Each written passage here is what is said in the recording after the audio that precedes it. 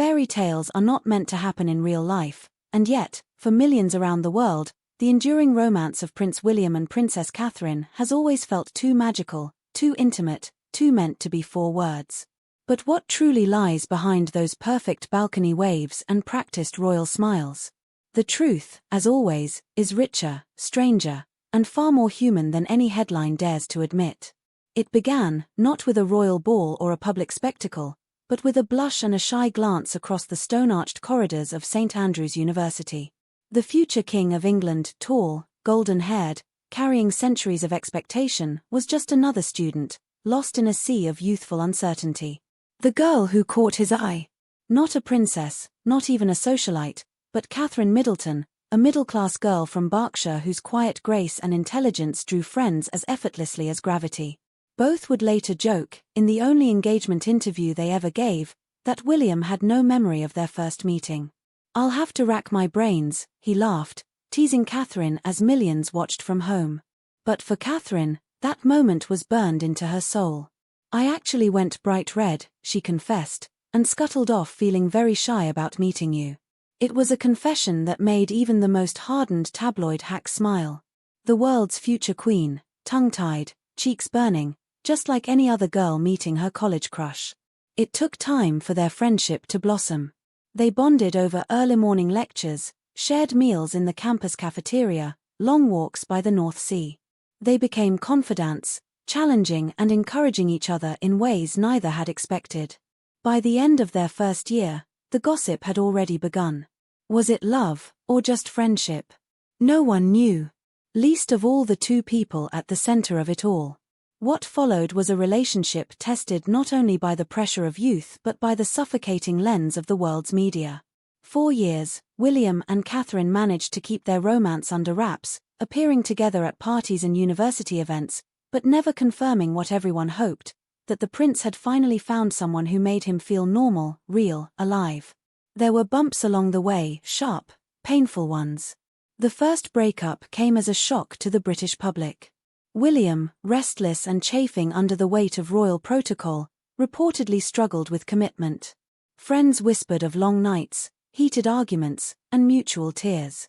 Catherine, heartbroken, returned to London, where she was spotted looking sad and withdrawn, fueling endless tabloid speculation.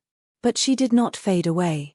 Instead, she blossomed, launching her own career, making new friends, determined to be more than just William's girlfriend. And then, as suddenly as they'd parted, they were back together, the first photographs of their reconciliation snapped during a now iconic ski trip to Switzerland. Catherine joined William and his family, standing awkwardly at first but soon laughing and joking with Prince Charles and Harry. It was here, with snowflakes in her hair and paparazzi lurking behind every pine tree, that the world finally caught a glimpse of the woman who would someday change the monarchy forever. The pressure only grew as their relationship became public. Catherine was hounded by the paparazzi, scrutinized for every outfit, every friend, every moment spent without William by her side. Royal insiders worried she would not survive the relentless glare. William, fiercely protective, reportedly lashed out at the press on several occasions. Their love was real, but the obstacles were endless: jealous ex-girlfriends, social climbers, ruthless tabloid editors, even courtiers who doubted Catherine's suitability as a royal bride. And then, the second breakup. This one was messier, more public, more painful. For weeks, headlines screamed of betrayal and heartbreak. Friends claimed William wanted to sow his wild oats before settling down. Catherine, once again, was seen alone, quietly attending art openings and spending time with family. But this time, something had changed. She was stronger, more self-assured, refusing to be defined by her relationship. The public, sensing her strength, began to rally around her. When William and Catherine finally reconciled, it was different. The foundation of their relationship had shifted, no longer just infatuation or youthful flirtation, but a mature, steady partnership forged in fire. The prince, it seemed, had grown up. And Catherine? She had learned to balance love with independence, loyalty with self-respect. Their engagement in 2010 was met with jubilation. The interview they gave remains a touchstone for royal watchers, brimming with awkward jokes and shared glances that spoke of 1,000 private memories. When asked about the infamous rumor that Catherine kept a photo of William in her room as a teenager, she burst out laughing.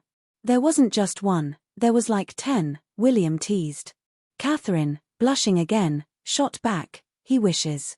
Actually, it was a poster of the Levi's guy."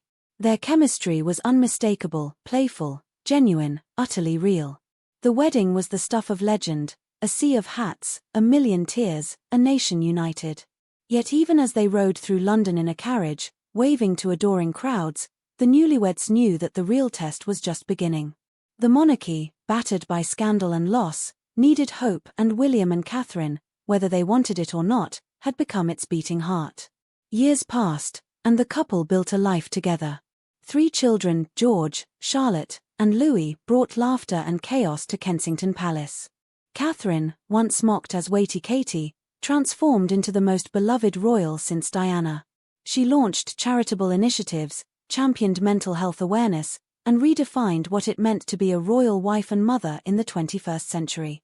William, too, came into his own, balancing the pressures of duty with the demands of family, learning to trust his instincts, and leaning on Catherine as his anchor in the storm. Their bond was tested again and again. The media never truly relented, digging for cracks, manufacturing drama, pitting Catherine against Meghan in endless battles for column inches.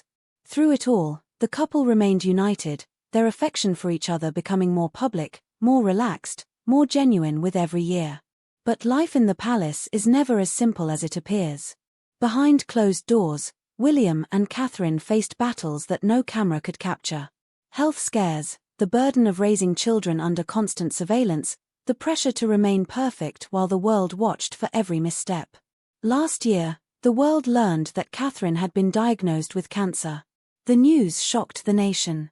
William stood by her side, his devotion unmistakable as she underwent chemotherapy, the couple retreating from public life to heal in private.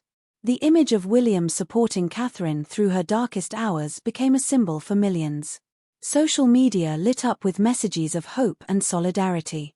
For the first time in royal history, a future queen consort faced her illness with courage and openness, refusing to hide behind palace walls.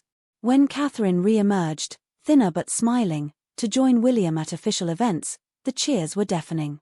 They stood hand in hand, a united front against the world, stronger than ever. Their love story, so often compared to fairy tales, is in truth something far rarer and more precious. A partnership forged in hardship, made stronger by adversity, and defined not by crowns or titles, but by quiet moments of grace, humor, and understanding. William and Catherine may have been born to different worlds, but together, they have built something that transcends both tradition and expectation. And as the monarchy evolves, facing challenges that would have crushed lesser families, it is their example, imperfect, vulnerable, but unbreakable, that lights the way.